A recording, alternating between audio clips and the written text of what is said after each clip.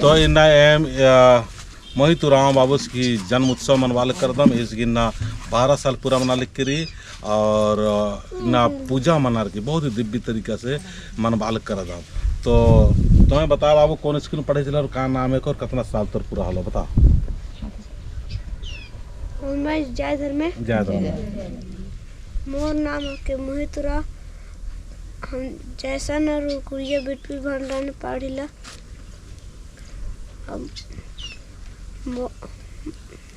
कौन क्लास पढ़े चला? मैं 3 क्लास में पढ़िला। तोर माँ का नाम है कहो?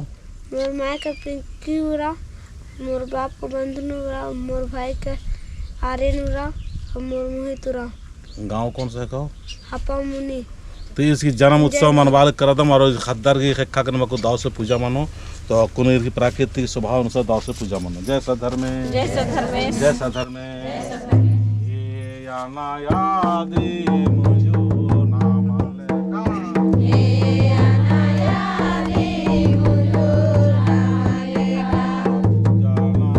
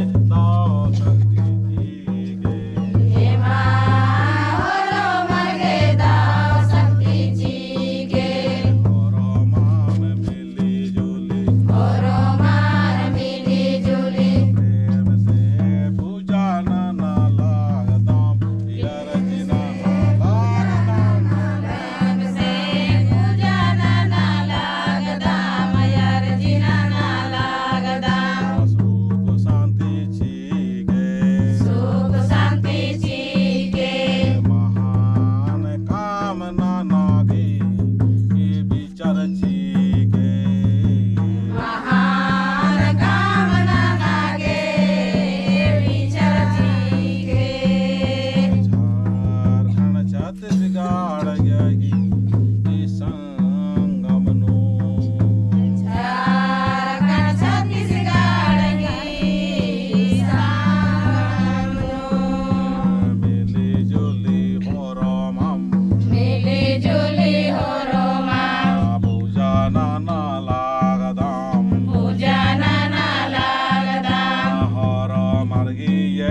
पानो चालयायो सुख सीगे ओरो मागी एड़े पानो चालयायो सुख सीगे प्राकृतिक यात खगाने याम चिया लागदम प्राकृतिक यात खगाने याम चिया लागदम पत्थर के चालयायो